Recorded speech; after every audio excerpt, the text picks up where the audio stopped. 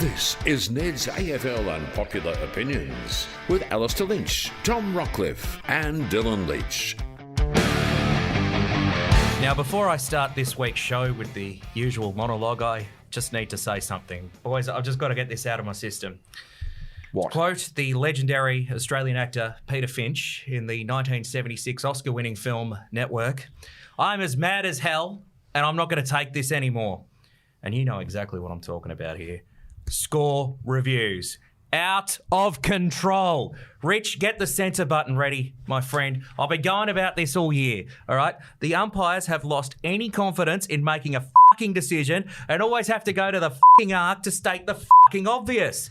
We get a mistake cost the Crows a final spot last year, but now it's gone too far. We beg of you, please stop going to the arc all the fucking time. The players hate it. I know the umpires hate it and the fans hate it. Did you see the back-to-back triple, quadruple score reviews in the North Melbourne Hawthorn game? Out of control. Oh, it's all a waste of everyone's time and it's driving everyone mental. Go umpires. It's time to fight back. You are an iconic and special part of our game, but the gadget and field type operators are getting rid of you. It happened to the linesmen in Grand Slams and it'll happen to you. From now on, make a decision. And if a field ump wants to go upstairs to check the arc, tell them to get and I've made my decision. In fact, if I see more pointless goals going upstairs to the arc, to quote Terry Wallace, I'll spew up. Enough is enough. And with that, hello and welcome to AFL Unpopular Opinions here on Ned's. My name is Dylan Leach, and this show is basically rants about the arc, along with discussing with what's wrong with the Brisbane Lions and how good Harley Reid is. Joining me is a bloke who wishes he used the phrase, I'm a good bloke, when he last went to the tribunal. He might have got off. Alastair Lynch. Oh, yes. No, I didn't get off, that's for sure. Did you say you were a good bloke? Did anyone mention you were a good bloke? No. I just threw myself at the mercy of the court and say, guilty.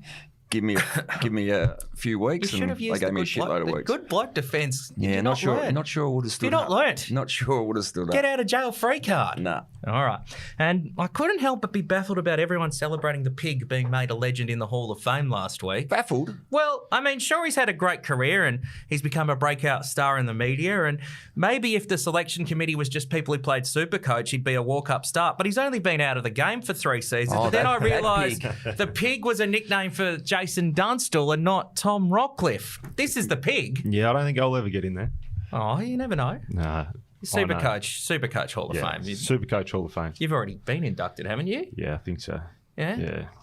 Oh, Yeah. there you go. Is there a story behind the pig that you can say or not? How did you get pig? Oh, it's the Dream Team Talk Boys. So the traders on AFL, they anoint you a pig if you feast out. Yeah. It's a pig. Yeah. He's the other pig. Permanent snout in trough sort of Because setup. there's 2 generations that know Dunstall by 2 different nicknames. There's Piggy Dunstall and Chief Dunstall. So we'd be in the Chief generation. And there's Bunghole. And Bunghole. And the fat one, as Fitzroy called him at one stage. The fat one, yeah. All right. Early Monday edition of the AFL Unpopular Opinions, because the round starts. Why? Well, the round starts on Wednesday. Oh, good point. We've got Anzac Day. Yeah. Oh, Anzac Day Eve, I should say. Yeah. Anzac Day is Thursday, so... Could this be the biggest Anzac Day game between Essendon and Collingwood? I think there's been other there's been ones. some massive ones, yeah. haven't there? Every year they're big, but this one feels like Collingwood. It should be a cracking game because Collingwood bounced back into form against Port Adelaide. And Essendon just continue to string a few wins together. Have you been to the ceremony before the game? I've never been to Anzac Day, no. Worth doing. Yeah. Just the where it's hundreds of thousands of people at the shrine at dawn. It's a magnificent dawn service, as there are so many around the country. But that into a night at the footy is a big day. Yeah, there's a few untidy types by the end of it. It's a pretty special fixture, the Essendon Collingwood one, and also we've got Giants and Lions in Canberra, which I think is a good addition. Yeah. And you've played on Anzac Day too. You played in New Zealand. In New Zealand against St Kilda, Yeah. So and then the Anzac Eve one, Richmond and Melbourne do a very good job with that ceremony. Nice addition. Well. Very nice addition. That's good. We played Anzac Day games in Fremantle.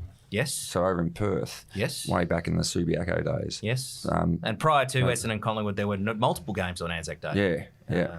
So I was at the Giants Lions last year, I think it was, in Canberra for Anzac Day. That was great. Once again, great ceremony. And well respected by all the players and fans. Can I open with an unpopular opinion on Anzac Day? And this is on Anzac Day jumpers. I don't think they should be retail sold. I'm a bit sceptical that a bit of commercial... Now, I get the irony that we're on a podcast sponsored by Neds and whatnot. Yeah. But so I'm why? a bit sceptical because they only say... Because when they try to sell them, they say only a portion goes to RSL or war veterans, not the full price. Profit. Yeah. And it just... I've messaged people I know in Richmond who are doing it. I said, how much actually goes? They haven't responded. Yep. I don't think... I can understand if you want to have an Anzac jumper, it's not about trying to sell more footy jumpers. It's about the occasion. It's about the solemnness of it. I don't think they should be a retail item. So you can donate them to the RSL. You can... unless there's a considerable margin given back to the RSL. Like no profit on those jumpers. Yeah. I think that's fair enough. I don't think they should be. Unpopular opinion. It's probably a popular. Well, I think it's unpopular with the clubs, mate. It's unpopular with the clubs, but I think there's a way to have this conversation because I brought it up before, and people are like, "What are you talking about?" And it's like, no, I'm not. No one's anti Anzac Day or anything. This is not.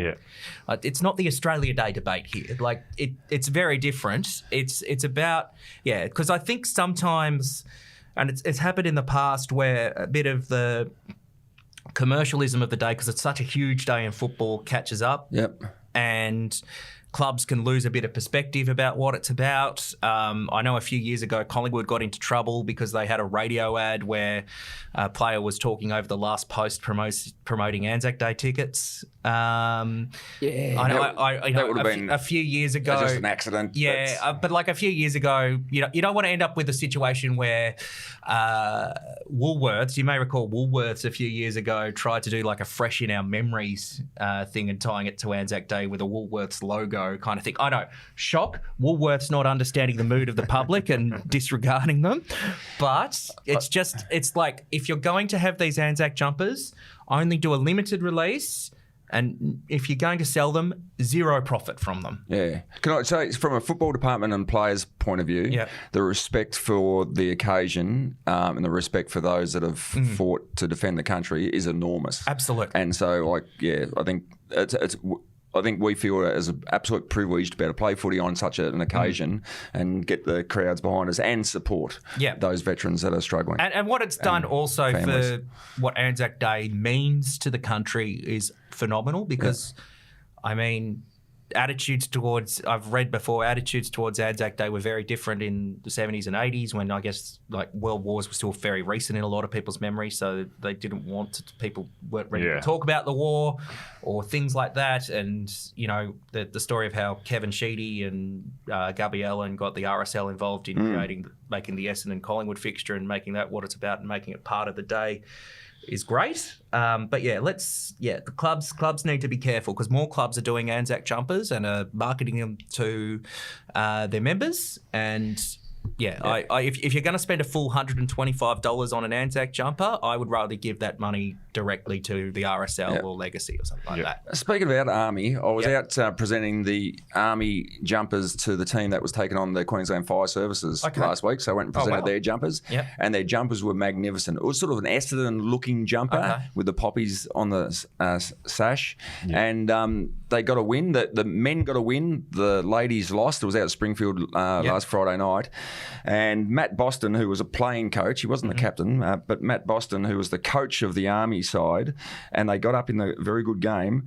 He had a fiery dive accidentally across his leg and snapped his tibia and fibia in half. So Matt's, hello Matt. If you're listening, he's just had surgery to pin that back together. He may be coaching from the sidelines or the box next year. He might give it a miss for a while. Coach. So congratulations on the win for the boys. But Matt, get well soon. Yes, no, we're looking forward to all the Anzac Day fixtures. It is one of the more special occasions of the year.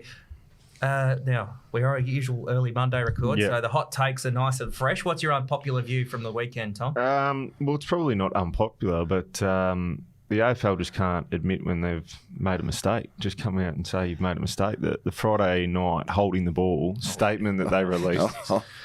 We were wrong. We got it. We were live on radio on Triple M at the time. How'd you go? It was more confused after it. Like, yes, so it was. Technically, it was holding the ball, but because the umpires couldn't see it in that situation, they made the right decision. I was confused. Yeah. So technically, he was holding the ball. Yeah. So it's holding the ball. So just come out and say we made a mistake. That's the thing. It was a mistake and as it was being clarified, if you dive on the ball, no matter if someone else holds it in, you're gone because it's your responsibility to get out. To clear it, yeah. That was a belly smacker off the 2 metre it was board. The most bizarre statement I've ever seen. And he knew it too. Under the pump, though. I mean, imagine you got a second to go. But I mean, in that play, it's a tough one. Like Tex probably should have been done holding the ball.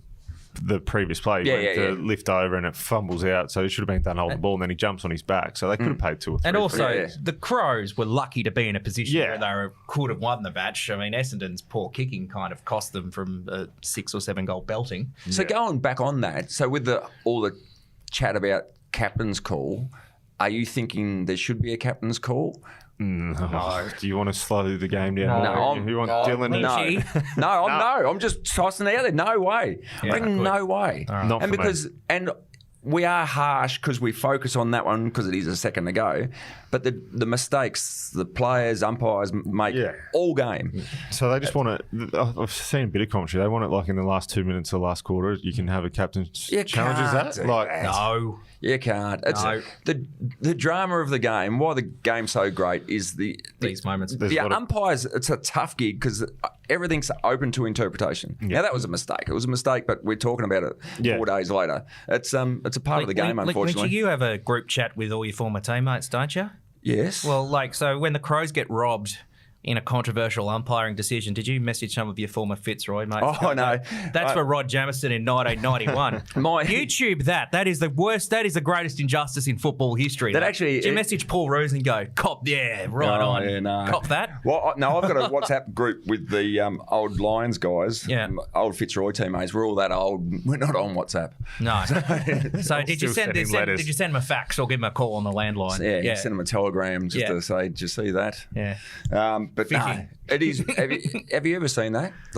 It's worth having a look. Last 5 minutes. 91 was it? Did you say? Yeah. 91. 1991. Fitzroy, Adelaide, Rod Jamieson. You'll get. I reckon we're 20 odd points up with 5 to go, and lost with a kick after the siren. And the quote from Peter McKenna, who's commentating the game. Was it Peter McKenna or Sandy Roberts? No, Peter McKenna and Don Scott and Sandy Roberts. Oh yeah. And Peter McKenna goes, absolute murder. Absolute murder. And then as Rod Jamieson kicks it, I think Sandy says, they've stolen it. Yeah. Anyway, so justice for that. And Lee Colbert also agrees too with his mark. So there you go. That's just karma for the Crows getting home. And I think it was the next time we played the Crows at Footy Park, it was suggested by our coach, let's run through their banner. We got, nah, we're not doing that. We're not doing that. Speaking of the Crows, though, like 1 win after 6 games, no one would have picked that after their I wouldn't have picked picked that bad. No. I didn't have them in the 8. I didn't think it was a natural progression that on the back of a bunch of, and what was about 6 narrow losses and obviously the controversial one, I couldn't see who they were going to knock out. So, that only 1 win is a concern and surprising, but I didn't see them improving up the ladder. The Crows face North Melbourne in Hobart on Saturday. Yeah, Surely they win that. You have to win that one. You have to win that one. If they don't win that, what's the mood going to be like in your old city? They'll be coming for him. I'd like to be listening to Jimmy Rowe then on 5AA for his hot takes if that happens.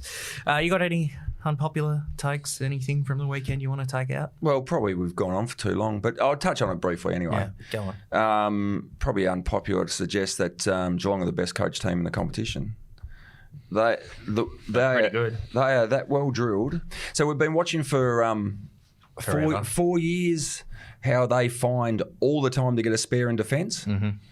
And we've seen the systems way to do it, and it was the classic one over the last few years was sort of almost Blixarves come off the wing, Tui go up to the wing from half-back, Stanley goes to centre half-back, Tom Stewart drops off as a spare. Happens all the time. Teams know it, can't stop it. Now, and it wasn't so much on the weekend, it was popped up a couple of times late, but now they're getting spare players in their forward 50. Yeah. Now, if you watch some of their games and think, how did Jeremy Cameron get by himself? How did Brian Myers get by himself? Dempsey's another one. Blixarves is another one. Stengel took a mark by himself on the weekend. They find a way to get spares in the forward 50. It's extraordinary. It's extraordinary. They're doing a great job, the coaching staff there and players. The Cats' opposition, the Brisbane Lions, a club dear to both of your hearts. What's going on? 0-3 at home. They did not handle the wet track at all. They're finding a way. They're finding a way to lose at home. That first few minutes, and I think for a majority of the night, they handled the ball well for the conditions. But the way they played, they thought it was a 21 degrees sunny afternoon at the Gabba and didn't evolve. That it was not. So what were they, about plus 30 in handballs, I think? Yeah. So they overpossessed the ball enormously. Almost what they did last week against Melbourne by kicking into the corridor and using the ball short to avoid the spares. Looked like they were still doing all that, but they forgot it's raining and ended up making mistakes and turned the ball over. And then I think there was a part late in the second quarter how Geelong just started. And I think Myers dropped a mark in the forward 50, but he got spare. So they just started to evolve it, and you saw that. You get this because it's hard to match up on the Geelong forwards, but the Lions defenders went all the way with them. So as the game went on, it created all this space behind, and then they shot out and they kicked too many goals out the back. They dominated the first 10 minutes of that game. They had possession in their front half, just couldn't kick goals. Their forward line's not functioning as well as it has in the past. Particularly at home. Well, the 2-5 is sort of, they killed him in the end. No goals from Hipwood, Cameron, Danaher, I don't think kicked one either. So all their prime movers. So it should be an intriguing match against GWS on Thursday night. ANZAC night. And obviously we are early, so we don't know the results, but might be a few missing for GWS. I think Toby's not getting off at the tribunal, surely. There's a tax. Toby tax. Yeah. They haven't scrapped the Toby tax. That wet weather game will come into effect as well for Brisbane. So short 4 or 5 day turnaround and heavy legs from a wet game. Yeah. She's interesting times at the Lions. Now, let's go around the grounds. Saturday night, a young man made his derby debut. Who was that? Oh, he goes all right. You heard of this bloke? His name's Harley Reid. He was taken very early on in the draft last year. He's kind of a big deal in Perth because the news. I reckon Harley Reid is potentially keeping print media alive in Western Australia with his front pages, because this was the initial first front page for the cameras here. The first front page is something about the Quokka.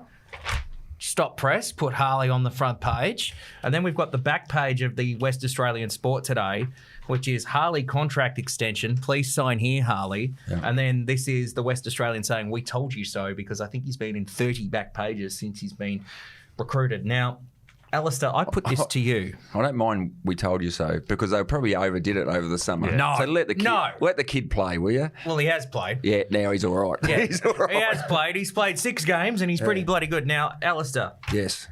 You still have the 10-year contract from the Brisbane Bears. Well, it's expired. Well, you had it. You signed it, and you went a year extra. Yep. Yeah. If you are the West Coast Eagles, should they offer Harley Reid a 10-year deal? Would you be tempted to go 15 or 12? But you'd put something to him and just say, and his manager, and I've got the other hat on, Tassie's coming into the competition too. You'd put the sheet in front of him and just say, fill it out. Just fill in the blanks. Name your price. Yeah, fill in the blanks. That's basically what the West Australian newspaper is offering to them. No, that's right. Yeah. We do get carried away, as we were saying. The Western Australian got carried away very early, but he can absolutely play, and he's You need, and we spoke about this with West Coast and the other clubs that are struggling, you need your experienced players to stand up to support these kids. Yeah. I'm just feeling that he's lifted these experienced players. Like, he looks like his enthusiasm, the way he goes about it, he's actually inspired the others to lift. Now, if they gave Harley a 10-year contract, Yep. that means when he's 28, he's up for renewal again, and so other clubs will be circling. So a few journos already have the Harley Reid trade speculation article in drafts good to go in 10 years' time. Do you reckon the 15-year deal's the best one for West Coast? 15-year. I reckon the 15-year might be a little long, but you'd Go 12. 12, all right, 12. Let's meet halfway. 12. 12.5. Meet halfway. 12.5. 15. No, we'll go 12.5. 13 years. Yeah. You're looking to lock him away. Okay. And you can do it. I mean, it doesn't restrict him at all as far as if the cap grows, because I'll put it in as a percentage. It won't be a number. It'll be a percentage of the cap. Yeah, job. You just... We can't really do that. Bit of soft. No, you can't do that. But yeah, you'd have a percentage. Over $1 million straight away. 100%. Oh, yeah. Like, he's a dead set freak. We were watching the game, not watching it, but on the TV screen when we're calling the Brisbane game. The score was unbelievable, and he was just dominating. Yeah, and we spoke about this a couple of weeks ago. It might have even been, maybe it was 2 weeks ago. Was it? Yeah. About the Chris Judd comment from Lee Matthews. So this kid's only played 6 games, but he can play. You look after him. And Lee spoke about no opposition. He just didn't speak about them at all, but he spoke about Chris Judd. And I imagine he'd be speaking about this kid as well. I assume you blokes are both covering the Gold Coast Suns West Coast game Sunday afternoon. Fortunately enough, What are you most looking forward to? Would it be seeing Harley Reid play more than anything? By a long shot. Yeah. Seeing him firsthand. Yeah. And because we get to interview these guys as well, the size, I'm looking forward to seeing the size of him, because he looks like a strong man already, not an 18-year-old kid. So looking forward to seeing him in action live and getting to meet him after the game when we chat to him. You're on the boundary? Yeah, I think I will be. Yeah, you say. I don't know. You don't Actually, know? No, I'm not sure. Might be up in the box. You can't want to be. Might be up in the box. Oh, Might be. I've got a feeling it's John Brown and myself. Oh, there you go. Yeah. There you go. Well, So- Another top. who's going to go speak to Harley after the game? Oh, I think we'll race each other. Okay. We might both of us go out there. Yeah, that's a good Both little. take off. Can I an unpopular view, as in the spirit of this program? I know a lot of people are saying, "Oh, geez, North, you really shouldn't have won that last game last year." I don't think Harley would be as good if he was at North Melbourne. Why? Because at least with West Coast, he's got players that will play for him and play around him, a bit more experienced players. Because you've seen like Yo and Waterman sort of get back into form, and Harley has been an assistance. I just don't think like he would be good at North, but he wouldn't be as much of a rock star as he is at West Coast. He is suited for a club like West Coast. Well, yeah, I suppose the status of the club and the size of the club makes a difference. And also, him being at North just means there's just going to be more rumours, and West Coast are more likely to secure him than North Melbourne ever would. And I think he can make more experienced players find a bit of their mojo again, which I don't think North has. He's an era-changing player, though. Excuse me. He could, and we saw North Melbourne have never had a massive supporter base. They're not one of the super clubs on the back of Wayne Carey and Glenn Archer and all that sort of stuff. Yeah, they successful but didn't really explode. They could have been another era that he drags them through, though. Win some flags on the back of him. No way they were throwing that game. They shouldn't have thrown the game because it's not an exact science, and they weren't to know that this bloke is that good. Well, I think they did know, but Did they? I think people did know, but He's not that good though. The way he's come in first 4, 5, 6 games, incredible. And here we are right now. We're actually excited to watch West Coast Eagles play. Yes. This time last year, we were like, West Coast. This time last year? No, this time 3 weeks ago.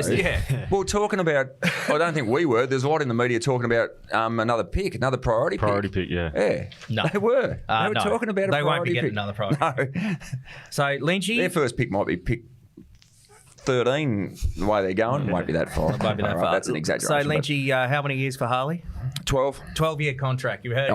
Blank sheet. Blank sheet. Just fill it out. Harley, we want you here. Can you just fill out the numbers? Name your price. Yeah, just put it in there. We'll sort out the rest. Look, if it means the West Coast Eagles players that just have a same salary that like someone working at McDonald's gets at the counter, they can go retail wages and Harley takes the rest of the cap. Yeah. I think the Eagles would be up for that. Yeah, and the blank part would be They just get double put in a time on it. percentage, And whatever if the percentage you want. And if the Eagles play on Sundays and stuff, they get double time. Like they'll still get penalty rates and everything. Sounds like a good deal. Fair.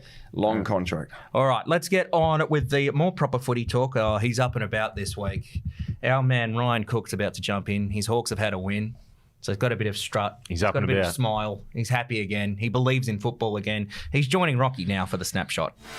All the betting trends you need to know from the world of footy. This is the Snapshot. It's supposedly the segment where you learn and earn, and that sort of hasn't been the case the last few weeks, Rocky. It's time to get into some betting, and our tips have been pretty awful. We do apologise to the punters. On a quick turnaround this week with the Anzac Day games fast approaching, but how'd you go last week on the tips, mate? Well, I think we were 1 from 4, weren't we? I think Dismal. players market. Strong was going to get 30 plus and then just stopped. And the goals was my check, so I went okay. But we were out Thursday night anyway, weren't we? With St Kilda. They didn't come to play. I was waiting for you to say that. We'll get into that very shortly. Look, we're about a quarter of a way through the home and away season now, so I thought it's time for some reflection here, mate. Normally pretty serious in this segment, but let's play a little game of better or worse. I'm going to throw a few teams at you, and you let me know if you feel better or worse about them compared to your pre-season expectations. Yep. Gold Coast Suns, a team that you've spent a bit of time watching on the Gold Coast so far this year. Where did you have them finishing, first of all? I thought they may have snuck into the 8, so they're probably better, I suppose. They're sort of right there. It's going to be a hotly contested finish, so probably better than pre-season. Feeling better. So 2 losses from their last 3, and all 3 of their losses have come against opponents currently sitting inside the 8.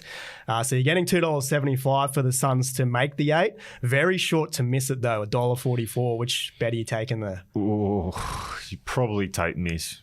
Yep. Probably take miss. Happy to take miss. All right, let's go Freo. Where'd you have them finishing? I know you were... I thought that'd be horrible. So I think I had Longmuir sort of getting the arse. Yeah, you beat me to it. Their last couple of, they've lost three in a row, but I feel better about them than previously, except what happened on the weekend against West Coast. It's like, well, Yep. dearie me. No excuses in that one. So now sitting 9th. And like last year, really struggling to play that aggressive brand of footy that we were hoping to see coming into this season. 12th in points per game, 18th in inside 50s. Yeah. Had a lot of possession last week. Were under pressure a lot, though, against a very young West Coast team. And look, they were coming off back-to-back games in Adelaide. So do you think Dockers fans should be worried?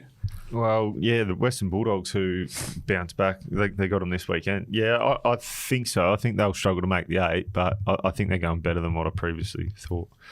Odds-wise, you're getting $1.50 for Freo to miss the 8, $2.50 for them to make. The final team I want to get your thoughts on here is the Bombers. Did you have Essendon inside the finals this year? No, I don't think they will either. Just their percentage is 92. Like they've won the 4 out of the 6 games, but just a really low percentage team. So they're probably lucky in a couple. Like they could have potentially lost on the weekend, even though they dominated that game against the Adelaide Crows. But I would feel better. They've won 4 out of 6, so but I think they'll still miss finals. Currently sitting 7th on the ladder at 4-2. Brad Scott said a few weeks ago that they're not about sugar hits this year at Essendon, but we have had a few of them, I guess. I'm struggling to read too much into wins, though, over St Kilda, the Dogs, the Crows. None of them have been by huge winning margins either. So, look, the midfield's going very well. They're very strong around the clearances, but the run over the next month, they've got the Pies, West Coast, GWS and North. You'd probably expect them to win 2 of those. Yeah. So it's $3.50 for the Bombers to make the 8, $1.28 to miss. Sounds like you're happy to take the very short price on them to miss. $1.28, yeah. Let's get into some Brownlow chat. We haven't done this for a few weeks. Not a lot to talk about atop the market. Isaac Heaney's still your favourite, $5.50. Tom Green, $9. The Bont, $9. Harley Reid, I know that you've just spent plenty of time talking about him. Still triple figures to win the Brownlow, but easily probably polled 3 votes last week in the Derby. 2 solid weeks now, $1.33 to win the Rising Star. No value there, but is there a chance that Harley Reid could be the top West Coast vote getter by the end of the year? Yeah, certainly. Waterman will be up there. He kicked a couple of bags, but you'd think so. Elliot Yeo, will take votes off him as well. So he'd be a good chance. If he keeps playing the way he is, he's 5-6 games into a career, and it's unbelievable. So he could potentially, get the most votes for the West Coast Eagles this year. 101, as I said, to win the whole thing. We don't have a market up just yet on the Team Brownlow votes, but you'd have to expect Harley Reid would be probably on the first line of betting right now. Look, we've got a big game coming up on Saturday night, Rocky. Geelong, undefeated still against Carlton. First versus fourth. Should be a big crowd at the G Saturday afternoon. Almost even money on offer. You can take $1.80 for the Cats, $2 for the Blues. Blues have won 3 in a row against the Cats coming in, and both coming off big scalps last week. Blues beat the Giants, Cats beat the Lions up here at the Gabba. Injury news to note, Tom Stewart currently 50-50 to play with that concussion. Where are you leaning on this one? To Carlton, I think Carlton will get the job done. Geelong were good and have been impressive all year. They sit on top of the ladder, haven't lost a game, but I think Carlton, will get this done.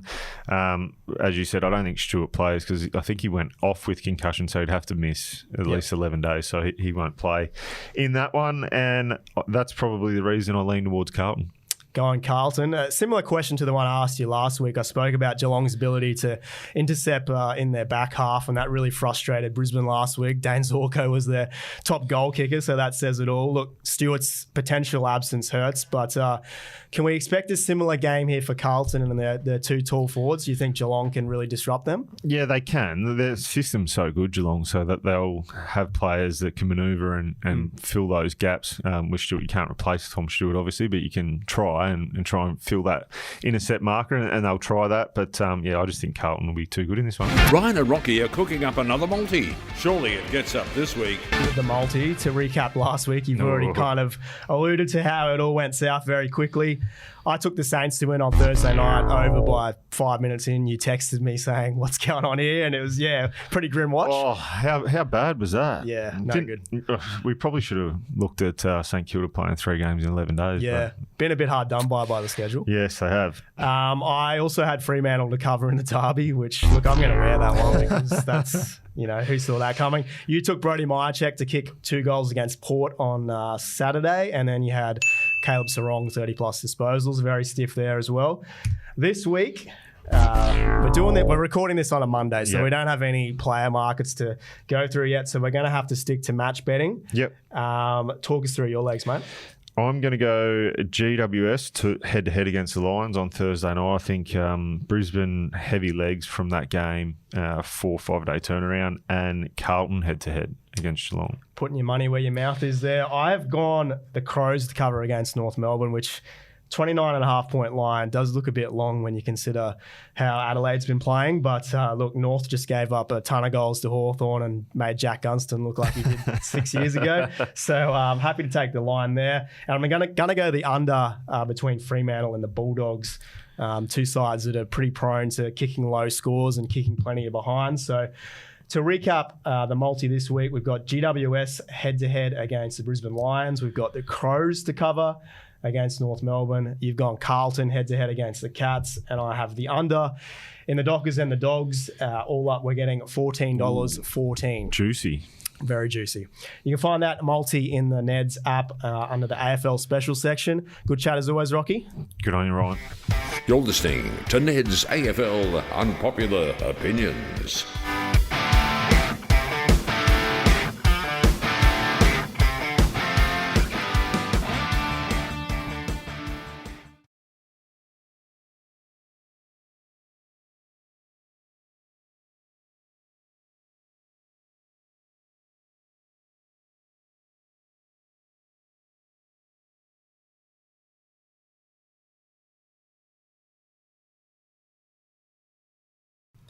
Bit of housekeeping to do here on Dylan's Delights this week. Got a few things to get through, so we'll just get through it. Now, firstly, I just want to point out something. So far in season 2024, lads, the home of football, the MCG, has hosted only 2 Saturday afternoon games with a red football. And while some regard the traditional time slot as the off-Broadway one, those 2 Saturday afternoon games have attracted crowds of 73,805, and that was for the Dons and Hawks game in round 1, and 65,834 people for Port and the Pies on Saturday. So the Saturday afternoon average at the MCG this season is a nice 69,819. And while everyone wants Thursday night footy every week, we all want a Thursday night game every week. That's fine. Only 26,000 turned up for the Saints and Dogs on a school and work night. Makes sense. Thursday footy is for television. Saturday afternoon red ball footy is for the fans. It's for the punters. It's football's natural habitat. Yet this slot is in the wilderness. It is forgotten by the shine of the primetime lights. Saturday arvo footy at the G is becoming rare. It's dying, Lynchy. It's dying. Yet I know each slot has their pros and cons, but I reckon if you speak to most punters out there, when's the best time to go to the footy? I reckon you'll get most saying Saturday afternoon. And we all want our blockbusters on the TV, but Saturday arvo is also still prime time for those on radio. That's radio's prime time. So you can't tell me that if the Cats and Blues clash wasn't a twilight one and was 2:10 on a Saturday afternoon at the MCG, I reckon you get a bigger crowd. I reckon you would. And while the grand final, there's calls for twilights, we know that Saturday afternoon red ball footy still holds it. It's still there. So we expect footy, Thursday night footy, to be every week and the twilights go all right. And we don't want any more overlapping games and everything. But just remember, Saturday afternoon at the MCG of all venues is still special and still important. These numbers speak for themselves. Fair enough. Fair point. What was your favourite? Did you have a favourite time slot to play in when you played? I guess you played Saturday afternoon mostly when you started, but... Yeah, it was mostly... Everyone played Saturday afternoon all at the same time. In the early days, it was to get a Friday night game. Yeah. The Friday night game meant we went to the MCG, which was rare. So that was good. But I agree. But I think maybe, like Thursday nights, I reckon that time slot is a non-Victorian... themed round. So like whether it's a school holiday period in Queensland or whatever, have it Thursday nights. But I don't think it doesn't work in Melbourne. No. Saturday afternoon is a Melbourne slot. Saturday afternoon, MCG, Red Bull. Not Marvel, because the roof's shut. That just kills the vibe. Saturday afternoon. And then it's yellow ball, isn't it? Yeah, With the roof shut. no. Red Ball. Red Ball, always. Well, did you have a favourite slot? I guess you Probably Sunday twilight when you were at the Lions. Yeah, but I reckon the Saturday afternoon, like the 4:40 was always good Twilight? at the Gabba, Yeah, Twilight's better at the Gabba. What was the Adelaide Oval? What was the time slot there? Is it Saturday better night. at night? Yeah, Saturday night. It always pumps. Yeah. Always pumps. MCG Saturday afternoon. Yeah. Just make it. Oh, there you go. Well, See, that's people agreeing with me. There's a carton. Yeah, that's There's a carton. there You you got the phone on. Saturday afternoon MCG as often as you can, and so Collingwood and Carlton and all those big games are going to have a Friday night each year. They play twice. Put the second one on a Saturday arvo. Yeah. It's good for the soul. The fans love it. Red ball's a beautiful sight. Let's have more of it. Now, moving right along. Last week we spoke about Jason Dunstall. The pig. The pig. The other pig. In the other pig. The original, the OG pig. We got the new age pig. Yeah. Dunstall's the OG pig. And we talked about his Queenslandness. And we said that it's a bit forgotten.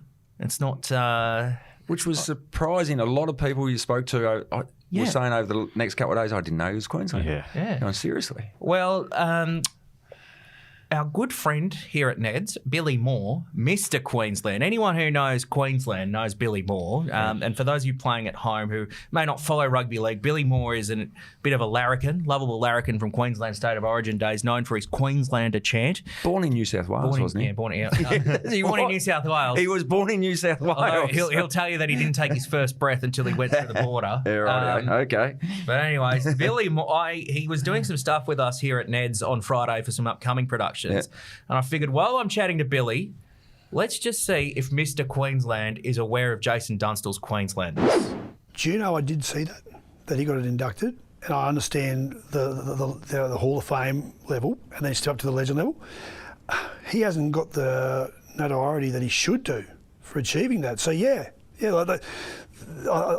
in rugby league there's 13. I'm not sure how many legends there are. 32. And he's the first Queenslander to. He won't be the last. I do believe that Voss and Black are going to be a chance at some stage. But you need to actually respect the fact that this is not only of a very small number, but the fact he's done it from a frontier state.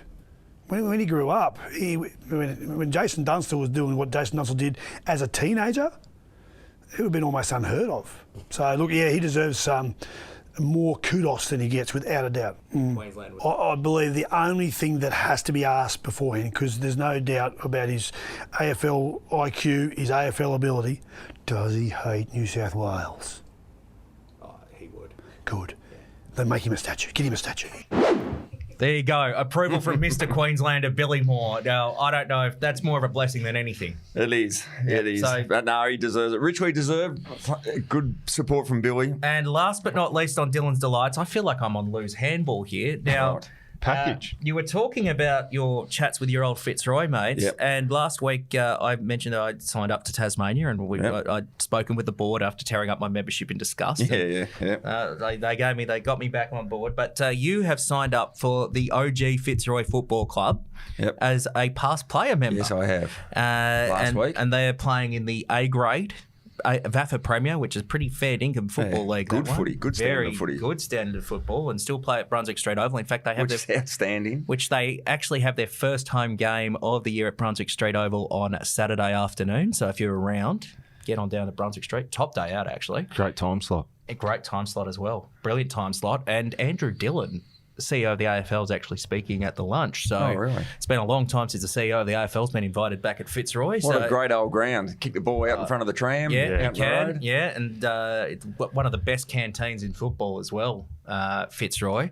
And also they run out to the Fitzroy theme song, wear the Fitzroy jumper. It's a top day out, so get on down there. But your membership package has arrived in the mail Beautiful. from Fitzroy. It got And sent they've to you, did it? It got sent to me. Got sent via me, and they've sent you, along with your membership ticket, a Fitzroy hat. Beautiful. Look at that. Beautiful hat. That is a lovely hat. Oh, We'll put that that's a on. good scarf. Look at that. A Fitzroy scarf. Yeah, but that's a great colour in it. Isn't that good? And along with that, they've even chucked in. You know, what have they chucked in? I feel like this is like loose handball. Just keeps going. Tom, have you Yeah. got a Batocchi ham Need a or some golf some club, a bags? driver. A Fitzroy t-shirt. Beautiful. Oh, that's on next week. There you go. Great old Fitzroy stand. Young Henry's Brewery, one of their major sponsors there. They've even got a Fitzroy Footy Club ale around some of the pubs in Fitzroy now. Beautiful. And, of course, your membership ticket. It even comes with a membership ticket. Oh, great. So you're back on board I'm with back. I'm back on. So I have that on next week. Yep. Scarf, we're right. So hopefully they get a win this week. Yeah. Old Zabs. Old Zaz. So when you think about Tough game. when you're told to name an amateur footy club, Old Zabs, of course, where Andrew Dillon. I was going to say that's why Andrew's I think he played in about 6 premierships for them. Yeah. So Might be a you've tough got gig. your membership card, your fridge magnet good there. stuff. One of these, Beautiful. with both the men and women. Well, of thank you Fitzroy. for so, that. No, That's great. they're very delighted to have you back on board. Yeah. They've got So get on down, Brunswick Street Oval.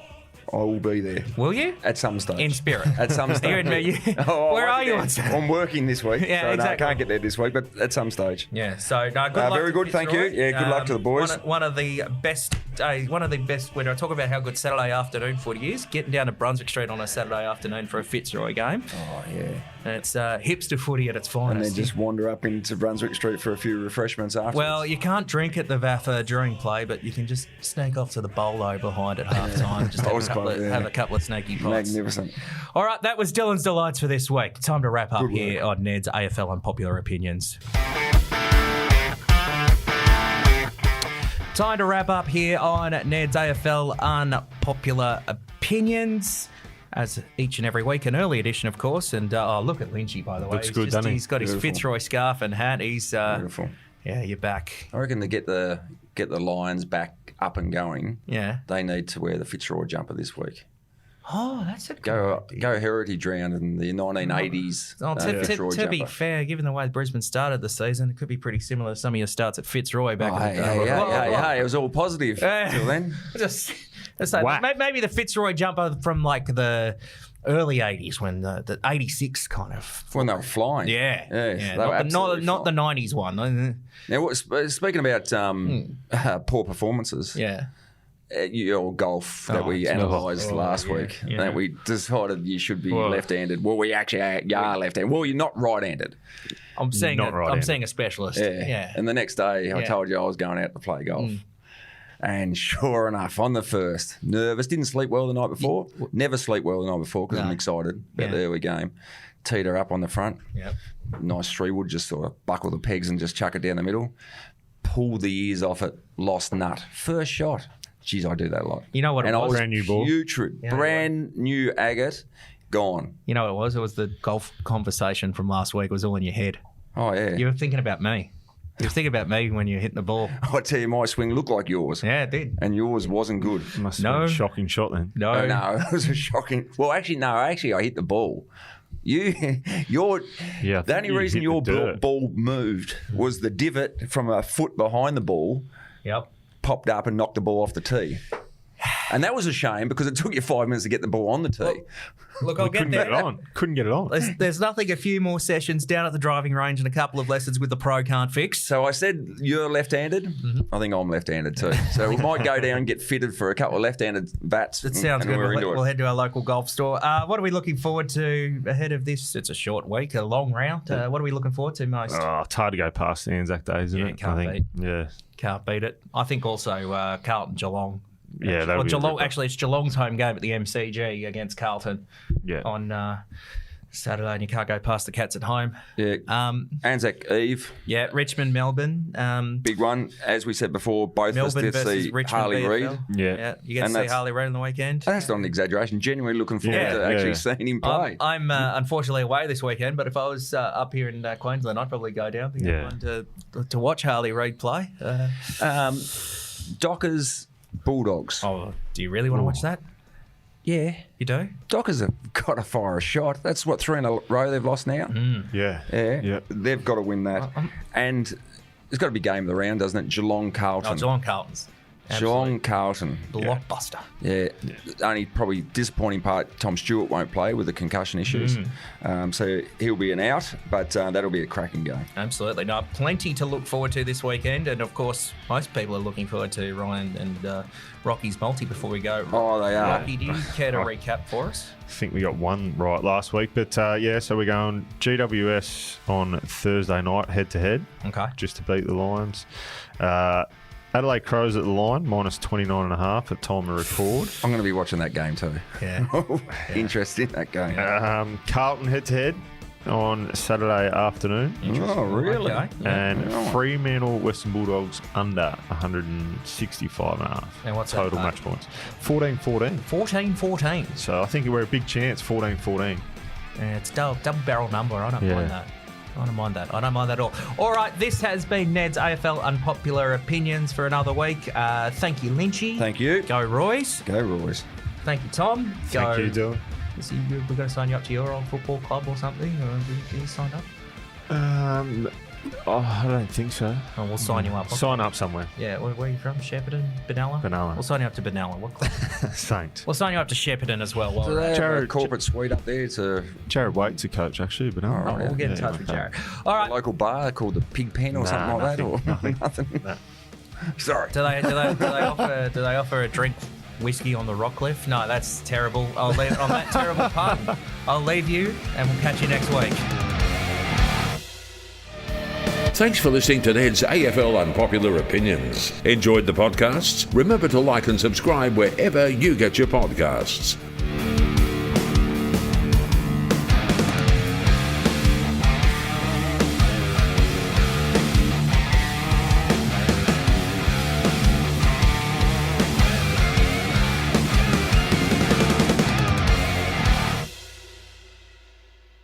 What's gambling really costing you? For free and confidential support, visit gamblinghelponline.org.au.